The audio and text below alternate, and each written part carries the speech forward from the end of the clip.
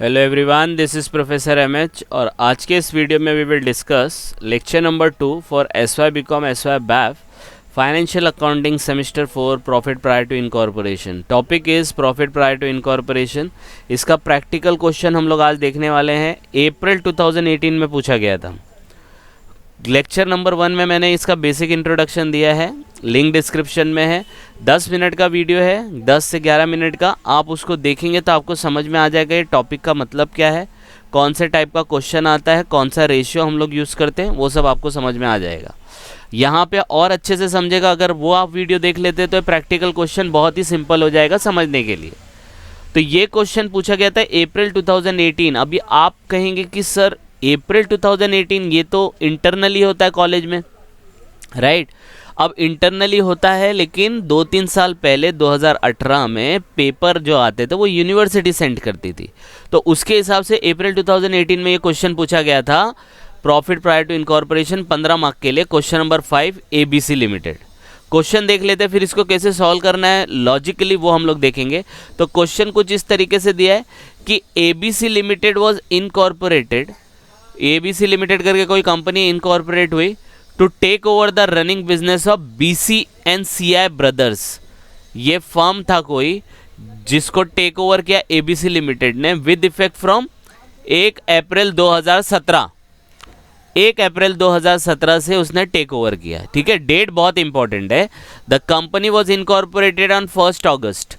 1 अगस्त को इनकॉर्पोरेट हुई। तो देखो अप्रैल में टेक ओवर किया, अप्रैल के बाद आ गया मई आएगा, फिर जून, जुलाई और अगस्त, ठीक है।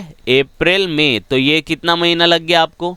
अगस्त का नहीं लेंगे क्योंकि 1 अगस्त है, तो 4 महीने लग गए कि नहीं लग गए? उसके बाद इन्फॉर्मेशन फिर 8 महीना अपना नॉर्मल हो जाएगा। तो following information is available on 31 मार्च को वो बुक क्लोज करता है। तो एक बैलेंस शीट दिया है, देखो बैलेंस शीट नहीं सॉरी पीएनएल का फॉर्मेट दिया है। यहाँ पे आपको ग्रॉस प्रॉफिट दिया है, शेयर ट्रांसफ़र फीस, एक्सपेंसेस दिए, बहुत सारे एक्सपेंसेस दिए, एडजस्टमेंट दिया, एडिशनल इन्फॉर्मेशन, मंथली सेल्स, फिर दिया है sales arose evenly throughout the concern period, office rent दिया है। देन यू हैव जो एडजस्टमेंट है उसके ऊपर टिक कर लेने का। ऑफिस रेंट है, ट्रैवलिंग है, सेल्स अमाउंट नहीं दिया लेकिन सेल्स का इन्फॉर्मेशन है तो इसको सर्कल कर लो। फिर दिया ऑडिटर रेम्यूनरेशन, ऑडिटर रेम्यूनरेशन पे टिक कर लो। Then you have bad debts पे टिक कर लो। Then you have depreciation, depreciation पे टिक कर लो। इसके बाद बोला है prepare a profit and loss account for the year ended 31 March in the columnar form showing profit and loss for the pre and post incorporation. अगर आपको याद होगा आपका जो पीएनएल था वो हम लोग कुछ इस तरीके से बनाते थे, ये 2 फॉर्मेट में। अब आप ये भी फॉर्मेट बना सकते हो और ये भी फॉर्मेट बना सकते हो, लेकिन हम लोग ट्राई करेंगे ये वाला क्योंकि इसमें कॉलम भी कम है और इजी है। इनकम लिखना है, इनकम में से एक्सपेंस माइनस करना है, आंसर आ जाएगा, ठीक है। तो ये क्वेश्चन में हम लोग यही करेंगे। तो सबसे पहला ये टाइप का जो क्वेश्चन आता है, देखो जिसके ऊपर एडजस्टमेंट है, एडजस्टमेंट है ट्रैवलिंग के ऊपर, office rent, auditor remuneration, depreciation and bad debts के ऊपर। ये 4 आइटम के ऊपर, 5 आइटम के ऊपर एडजस्टमेंट है, बस इसको ध्यान में रखना है। क्वेश्चन ये आपके समझो एग्जाम में आया तो कैसे सॉल्व करना है इसको, क्वेश्चन को देखते रहो, क्वेश्चन आपको देखता रहेगा, फिर जाने का आपके आंसर शीट पे, आंसर शीट पे जाने का सबसे पहले लिखने का कंपनी का नाम, देखो यहाँ पे लिखा है in the books of ABC limited, और नीचे लिखने का statement of profit and loss for the year ending जो भी दिया रहेगा वो आपको यहाँ पे लिखना है। तो यहाँ पे फॉर द ईयर एंडिंग क्या दिया, 31 मार्च, हम लोग भी लिख लेते हैं 31 मार्च 2018, बराबर है। फिर यहाँ पे लिखने का पर्टिकुलर, यहाँ पे लिखने का टोटल, फिर आएगा रेशियोज़, फिर आएगा प्री और पोस्ट अमाउंट। एकदम सिंपल फॉर्मेट, ऐसा पूरे पेज पे ड्रॉ कर लेने का। अभी बोलेंगे सर 2 पेज पे ड्रॉ करने का, नहीं, एक ही पेज पे ड्रॉ करने का और पूरा एंड तक ड्रॉ करने का। आई बात समझ में? पर्टिकुलर, टोटल, रेशियो, फिर प्री अमाउंट, पोस्ट अमाउंट हो गया। Pre amount, post amount, ratio, ये सब हो गया। अब ये करने के बाद आपको क्या करना है, इसको फिल कर लेना है। तो इसमें क्या होता है, यहाँ पे होगी टोटल इनकम, देखो टोटल इनकम ए दिया है, वैसे ही नीचे होगा इसका टोटल एक्सपेंस। तो टोटल इनकम आपको क्लियर कट एग्जाम में देगा, नहीं देगा तो मैं आपको एक्सप्लेन करूंगा आगे आने वाले क्वेश्चन में और यहाँ पे भी। तो यहाँ पे देखो यहाँ पे देखो ये एक्सपेंसेस यहाँ से स्टार्ट हुआ है, तो ये सब एक्सपेंसेस है, तो बची क्या, 2 है, तो ये 2 इनकम यहाँ लिख देंगे। तो देखो यहाँ पे 2 इनकम लिखा है, gross profit and share transfer fees received, और इसका टोटल कितना हो गया 7 लाख और 10,000, देखो यहाँ पे दिए। सेम वे में ये एक्सपेंस दिए पूरे पूरे के पूरे डिट्टो कॉपी करने, office salary, partner salary, advertisement सब करना है। आई बात समझ में? तो ऑफिस सैलरी, तो यहाँ पे लिखना है एक्सपेंसेस, और जितने भी एक्सपेंस रहेंगे सबको कॉपी कर लेना है। ये देखो ये मैंने कॉपी किया, प्रिंटिंग एंड स्टेशनरी, ट्रैवलिंग किया, फिर इसके नीचे से सब एक्सपेंस, ये मैंने स्पेस इसलिए छोड़ा है क्योंकि यहाँ पे एडजस्टमेंट है, इसलिए स्पेस छोड़ दिया है जिससे आपको डिफ़िकल्टी ना हो। देखो पूरा का पूरा हम लोग ने कॉपी पेस्ट कर दिया है। Office salary, partner salary, advertisement, printing and stationery, travelling, office rent, editor, director, bad debt, sales promotion and preliminary, ये देखो सब दिए, बराबर है। डेप्रिसिएशन लास्ट है, देख सकते हैं ये। अब क्या करने का, हाईलाइट करके रखने का, किसको, travelling, office, auditor, director, depreciation और bad debts, sorry travelling, office, auditor, तो लिख देते हैं travelling, office rent, auditor remuneration, bad debts, depreciation. वहाँ पे कलर नहीं मारना है, आपको पेंसिल से टिक मार्क करने हैं, बराबर। ये 5 आइटम के ऊपर एडजस्टमेंट है, तो इनको आपको बाद में करना है, ठीक है। पहले ये ड्रॉ कर लिया, इनके टोटल अमाउंट लिख लिए। देखो टोटल अमाउंट मैं लिख लेता हूँ, ये देखो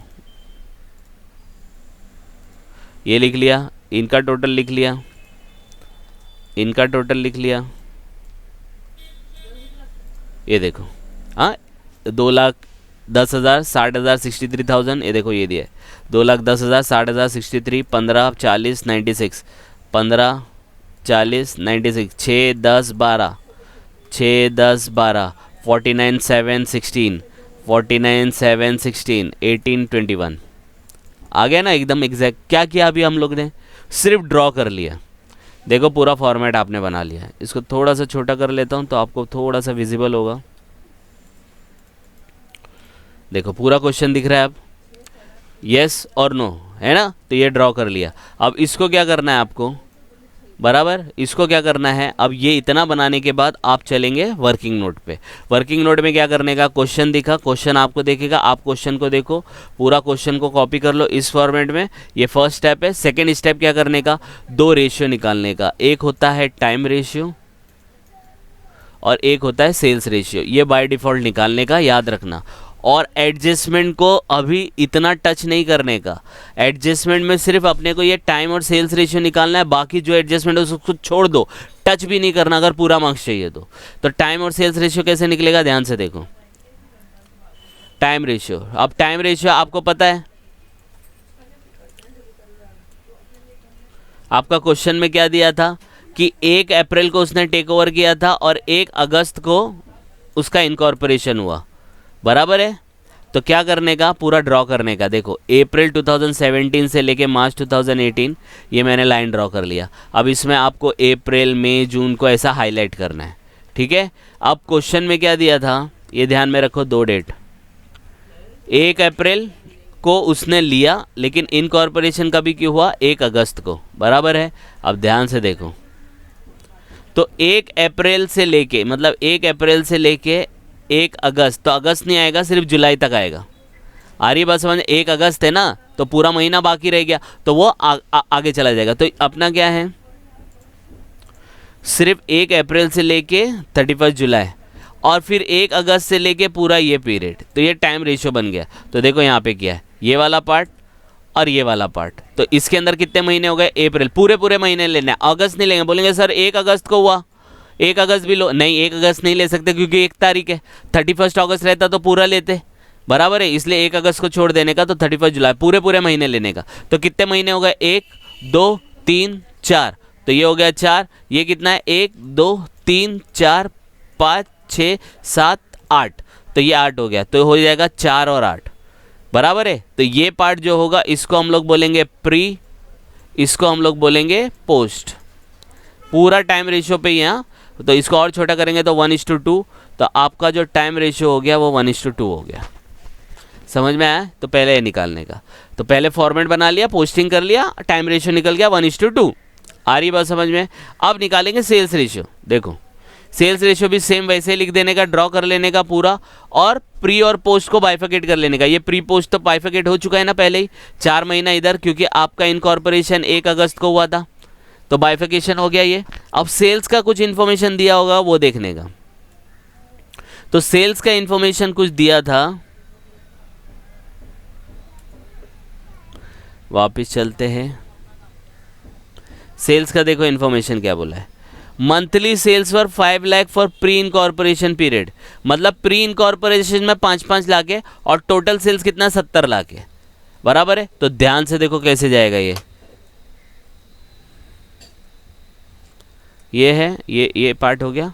अब 5 लाख रुपया 4 मंथ से मल्टीप्लाई करेंगे, क्यों? क्योंकि प्री में 5-5 लाख था, तो प्री में कितना 1 2 3 4 है, तो 4 को मल्टीप्लाई करेंगे तो कितना हुआ 20 लाख, और टोटल सेल कितना था 70 लाख, तो 70 लाख में से प्री कितना हो गया 20, तो 20 माइनस हो गया तो कितना बचेगा 50 लाख।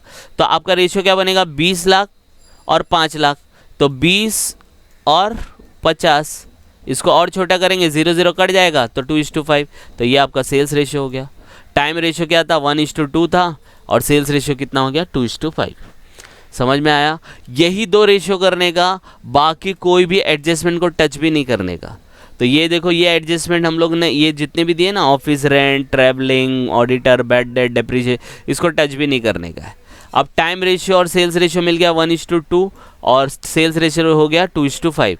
अब देखो क्वेश्चन पे जाएंगे, यहाँ पे चाहिए तो आप लिख लो,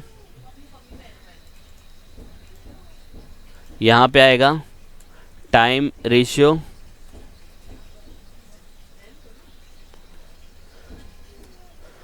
वन इज टू टू और सेल्स रेशियो, या आप अपने रेफरेंस के लिए कि बार बार वर्किंग ना देखना पड़े, सेल्स रेशियो 2:5 हो गया, ये लिख दिया। अब क्या करने का, देखो ये जो एडजस्टमेंट है ना, इसको टच भी नहीं करने का, पूरा मार्क्स चाहिए तो सबको छोड़ देने का, और जितने बचे ना जिसके ऊपर एडजस्टमेंट नहीं है उसको टाइम और सेल्स पे डिवाइड कर दो। आ रही बात समझ? क्योंकि एडजस्टमेंट के हिसाब से जाएगा, बाकी सब तो जो भी है वो टाइम और सेल्स पे ही जाता है, right? Time sales pre post ऐसा है, मैंने आपको बताया था। अगर याद नहीं होगा तो मैं आपको लेके चलता हूँ वहाँ पे, देखो यहाँ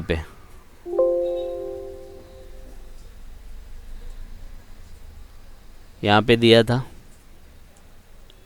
ये वाले आइटम। टाइम रेशियो जो होता है वो फिक्स्ड एक्सपेंस होता है, तो सैलरी, रेंट जो फिक्स्ड हो वो टाइम रेशियो पे जाएंगे, जो सेल से रिलेटेड है वो सेल्स रेशियो पे जाएंगे।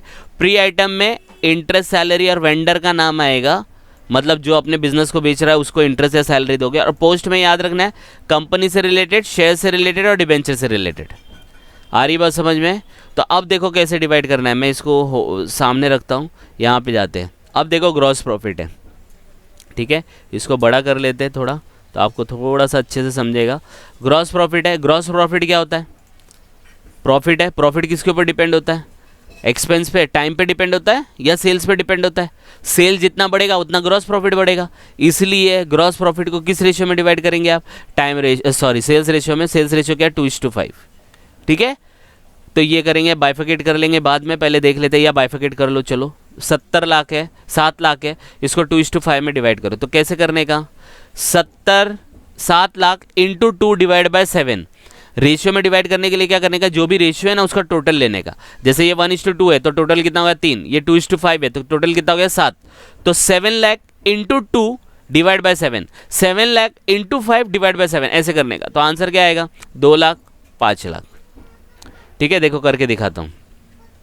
7 lakh into 2 divide by 7, divide by total से करने का, इंटू जो भी रेशियो रहेगा ना, तो 1 divide by 3, 2 divide by 3, 2 divide by 7, 5 divide by 7।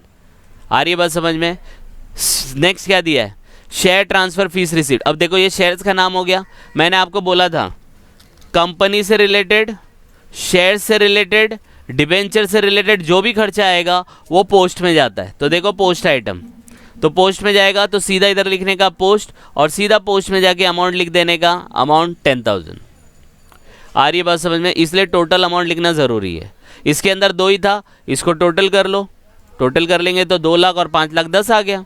अब एक्सपेंस पे आते हैं, बराबर है, इसको मैं कर देता हूँ थोड़ा सा नीचे, एक्सपेंस। अब देखो पहला क्या दिया, ऑफिस सैलरी। अब ऑफिस सैलरी है, सैलरी किसके ऊपर डिपेंड होता है, टाइम पे या सेल्स पे? सेल्स बढ़ेगा तो सैलरी मिलेगा, नहीं। ऑफिस वाले तो बोलते हैं भाई हर महीने का सैलरी चाहिए, तो ये टाइम पे है, तो टाइम रेशियो क्या है, 1:2 है। तो देखो 1:2 लिखा है ना, ये याद रखना, 1:2, 2:5, तो 1:2 लिख दिया। आ रही बात समझ में?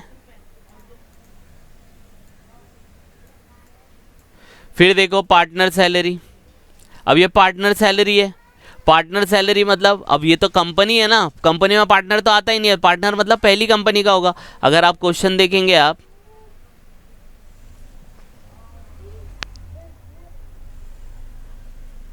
तो यहाँ पे देखो BCNCI ब्रदर है, ये फर्म है, तो फर्म में पार्टनर होते हैं। तो ये वेंडर हो गए, यही अपने बिजनेस को बेच रहे हैं, बराबर है। तो ये बिजनेस को बेच रहे हैं, तो ये वेंडर हो गया। वेंडर से रिलेटेड जो भी रहता है वो किस में आता है, मैंने अभी बताया था आपको, ये देखो प्री आइटम, वेंडर से रिलेटेड प्री। तो इसलिए पार्टनर सैलरी को हम लोग कहाँ डालेंगे, प्री डालेंगे। तो प्री में अब पहले ये 2,10,000 को 1:2 में डिवाइड कर लो, तो कैसे होगा, 2,10,000 इंटू 1 डिवाइड बाय 3। तो देखो ये क्या है, ये B13 मतलब ये वाला 2 lakh into 3 into 1 divide by 3। तो सेम इधर पे क्या होगा, 2,10,000 इंटू 2 डिवाइड बाय 3, राइट। देख लो करके, 2,10,000 इंटू 2 डिवाइड बाय 3, 1,40,000। और ये तो प्री है, तो प्री है तो प्री में डाल देने का, यहाँ पे डैश आ जाएगा, बराबर है। एडवर्टीजमेंट, एडवर्टाइज किस पे डिपेंड होता है, टाइम पे डिपेंड होता है या सेल्स पे होता है, सेल्स पे होता है। जितना एडवर्टाइज करेंगे उतना सेल्स बढ़ेगा, तो सेल्स रेशियो है 2:5। तो 63 को 2:5 में डिवाइड करो, तो 63,000 इंटू 2 डिवाइड बाय 7, तो आंसर आएगा ये। फिर 63 इंटू 5 डिवाइड बाय 7 आएगा 45। आ रही बात समझ में? तो इस तरीके से निकालेंगे। फिर प्रिंटिंग एंड स्टेशनरी। अब देखो प्रिंटिंग एंड स्टेशनरी जो ऑफिस में यूज़ होता है, ऑफिस से रिलेटेड जो भी खर्चा होगा या कुछ नहीं समझा आपको तो उसको टाइम रेशियो में डिवाइड करो। तो प्रिंटिंग एंड स्टेशनरी जो है ऑफिस में यूज़ होता है, ऑफिस से जो भी खर्चे होंगे वो हम लोग टाइम बेसिस पे करेंगे। तो 15,000 को 1:2 में डिवाइड करो, तो 5,000 और 10,000 आएगा। आ रही बात समझ में? 15,000 into 1 divide by 3, 15,000 into 2 divide by 3, ठीक है। अब जिसके ऊपर एडजस्टमेंट है, ये 4 के ऊपर एडजस्टमेंट है, तो छोड़ दो उसको, वो बाद में करेंगे। अगर मार्क्स चाहिए तो इस तरीके से करना, ठीक है। अब आते डायरेक्टर फीस, इसके ऊपर कोई भी एडजस्टमेंट नहीं है। अभी बताया कंपनी से रिलेटेड, शेयर से रिलेटेड, डिबेंचर से रिलेटेड जो भी रहेगा वो पोस्ट में जाता है। तो ये क्या है, डायरेक्टर, डायरेक्टर कहाँ होता है, कंपनी में होता है, पोस्ट में जाएगा। तो सीधा पोस्ट में लिख देने का अमाउंट 10,000। फिर बैड डेट्स के ऊपर एडजस्टमेंट है, इसको छोड़ो। जिसके ऊपर एडजस्टमेंट नहीं है वो डायरेक्ट है। अभी देखो सेल्स कमीशन है, डायरेक्टली दिया है, सेल्स है, सेल्स है तो सेल्स पे जाएगा। तो 49,000 into 2 divide by 7, 49,000 into 5 divide by 7, 35,000। Same way में प्रिलिमिनरी एक्सपेंस, राइट। अब प्रिलिमिनरी एक्सपेंस है, देखो यहाँ पे मैंने बताया था, इसलिए मैंने कहा आपको ये फर्स्ट वीडियो देख लेना, 10 से 11 मिनट का है, तो आपको समझ में आ जाएगा। अब ये क्या दिया, preliminary expense, it is related to company. तो प्रिलिमिनरी आपका पोस्ट आइटम है, तो पोस्ट में जाएगा, यहाँ पे लिखेंगे पोस्ट, यहाँ पे आ जाएगा अमाउंट। फिर देखो डिबेंचर इंटरेस्ट, अभी बताया था कंपनी से रिलेटेड, शेयर से रिलेटेड, डिबेंचर से रिलेटेड, सब पोस्ट में जाता है। तो यहाँ पे भी लिखेंगे पोस्ट, और पोस्ट में अमाउंट लिख लेंगे इतना। फिर इंटरेस्ट ऑन कैपिटल दिया है। अब इंटरेस्ट ऑन कैपिटल दिया है, तो अभी मैंने बताया था, देखो इंटरेस्ट है, सैलरी है, वेंडर है। अब इंटरेस्ट टू कैपिटल ये फर्म में ज़्यादातर यूज़ होता है, तो ये वेंडर को ही इंटरेस्ट जा रहा है, और ये वेंडर का है, तो इंटरेस्ट ऑन कैपिटल प्री में जाएगा, अमाउंट आ जाएगा ये, क्योंकि कंपनी बनने वाली है, अब वेंडर की ज़रूरत नहीं होगी, तो ये 18,000 प्री में डाल के छोड़ दो। आ रही बात समझ में? देखो 15 मार्क का क्वेश्चन आएगा, 1 2 3 4 5 6 7 8 9 10 11 मार्क्स नहीं रहेगा, लेकिन 5-6 मार्क्स आपको बराबर मिल जाएगा without touching the adjustment. Adjustment में गलती होती है, इसलिए एटलीस्ट 15 में से 7-8 मार्क्स ले लो, उसके बाद एडजस्टमेंट करो तो पूरा सही हो जाएगा। आ रही बात समझ में? तो देखो इस तरीके से करना है, ठीक है, तो ये 4 रेशियो आपको ध्यान में रखना है। टाइम रेशियो फिक्स्ड होता है, सेल्स रेशियो सेल्स पे डिपेंड होता है, प्री मतलब interest salary to vendor, post item में कंपनी शेयर्स डिबेंचर। आ रही बात समझ में? यस और नो? अब क्या करने का, अब ये जो एडजस्टमेंट है एक एक करके उठाओ। अब एडजस्टमेंट क्या है, ट्रैवलिंग है, तो पहला ट्रैवलिंग का कर लेते हैं। अब छोड़ते हैं इसको यहाँ पे, क्योंकि मैंने इसको एडजस्टमेंट किया है यहाँ पे। तो देखो ट्रैवलिंग में आपका एडजस्टमेंट जो होगा, तो ट्रैवलिंग में क्या करना है, ध्यान से देखो। पहला ट्रैवलिंग दिया, ट्रैवलिंग कितना दिया है, 40,000 ट्रैवलिंग दिया है। Travelling expenses include 7,000 towards sales promotion, बराबर है, टूवर्ड्स सेल्स प्रमोशन। तो यहाँ पे मैं बता देता हूँ आपको, बराबर। ट्रैवलिंग एक्सपेंस के अंदर जो 7,000 है वो सेल्स प्रमोशन का है।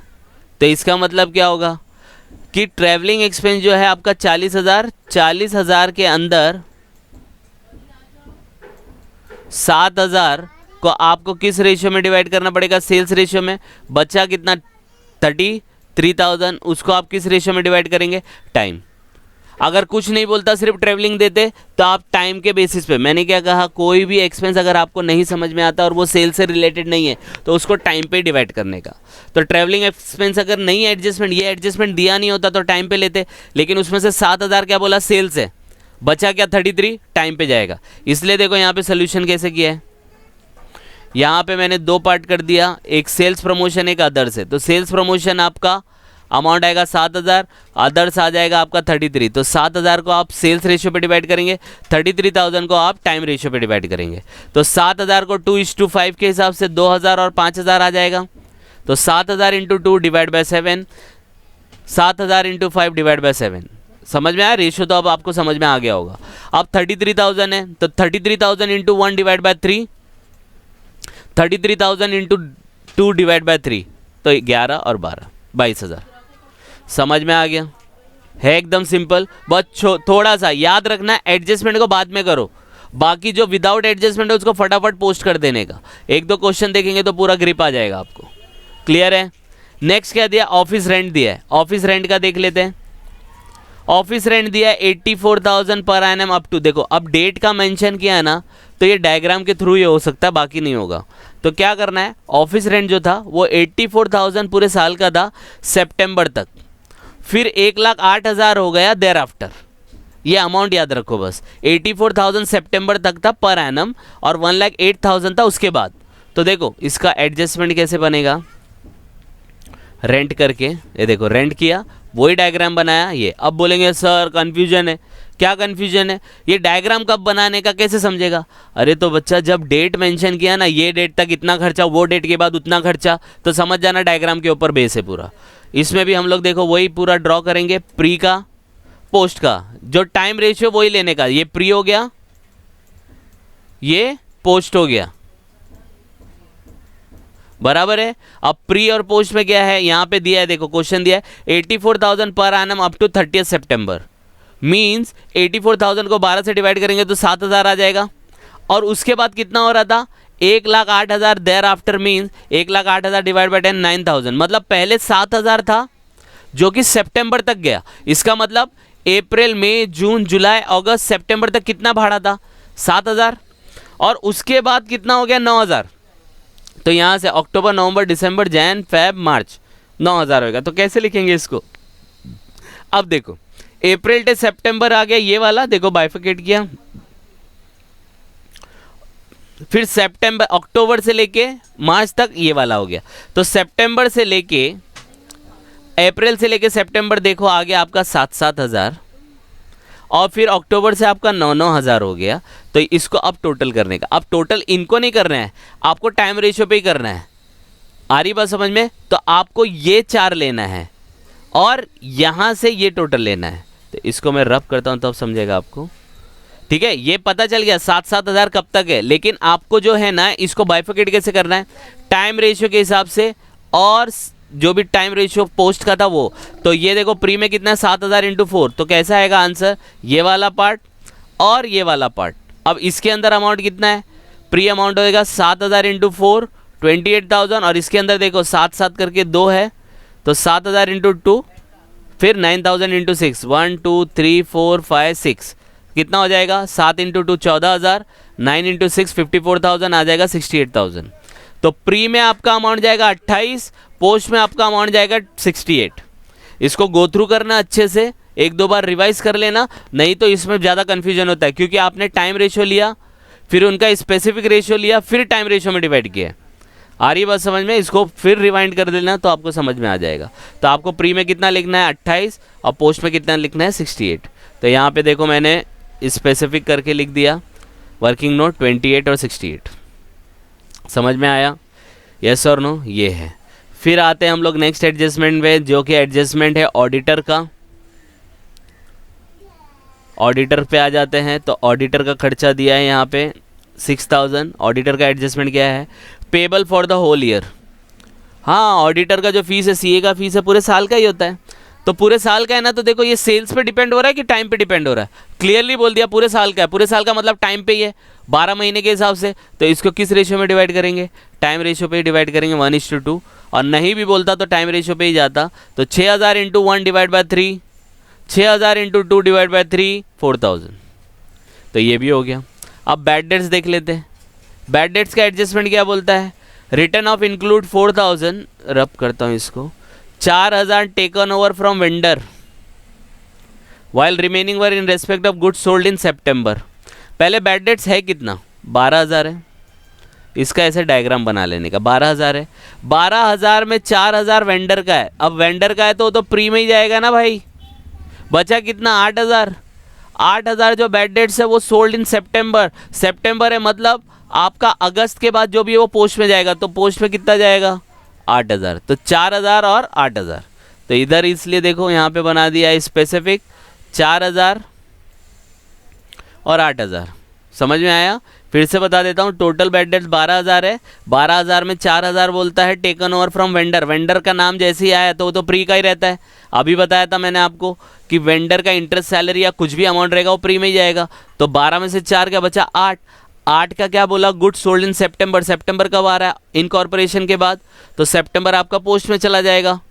आ रही बात समझ में? तो प्री में 4, पोस्ट में 8। ये हो गया आपका आंसर, और बाकी सब हो गया। अब बचा डेप्रीशिएशन। डेप्रीशिएशन का एडजस्टमेंट दिया है। नहीं दिया होता तो टाइम पे डालने का डेप्रीशिएशन, क्योंकि डेप्रीशिएशन हर साल चार्ज होता है, तो टाइम रेशियो पे डालने का। लेकिन एडजस्टमेंट क्या बोलता है? एडजस्टमेंट बोलता है 6,000 for asset acquired in the post incorporation period. तो अब डेप्रीशिएशन को निकालने के लिए क्या करना पड़ेगा?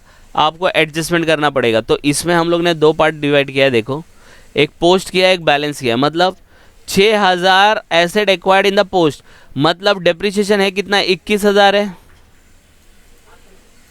इसका देख लेते पहले एडजस्टमेंट है क्या। नहीं, इसका एडजस्टमेंट नहीं बनाया। तो हम लोग क्वेश्चन के थ्रू ही एक्सप्लेन करते हैं इसको। यहाँ पे देखो मैं बता देता हूँ आपको कैसे सॉल्व करना है। टोटल आपका डेप्रीशिएशन कितना? 21,000 है। अगर कुछ नहीं बोलता तो टाइम रेशियो पे डिवाइड करना, लेकिन 6,000 क्या बोल दिया इसको?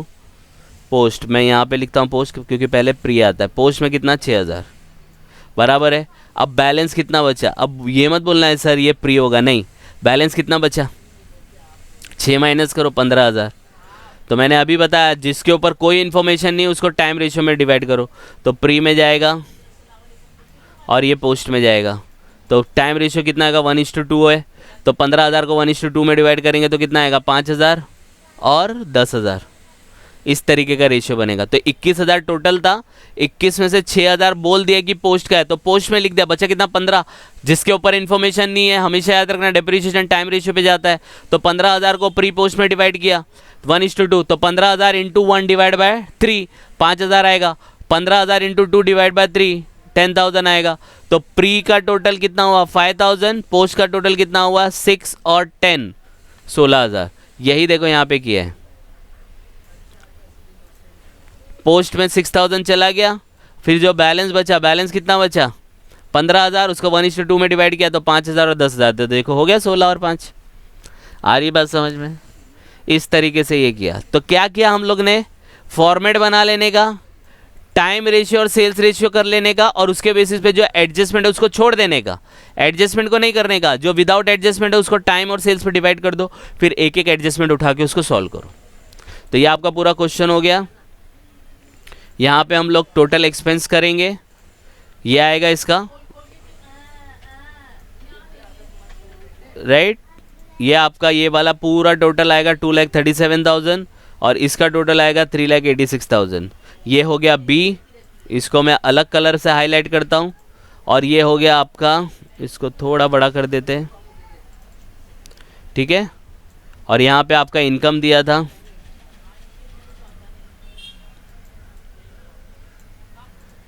तो 2 लाख में से आपका जाएगा 2,37,000 बराबर है। तो आपको इधर पे माइनस में मिलेगा आंसर 37,000 और यहाँ पे आपको मिलेगा 5,10,000 माइनस 3,86,000, तो प्रॉफिट आ जाएगा 1,24,000। इसको मैं थोड़ा सा ये करता हूँ,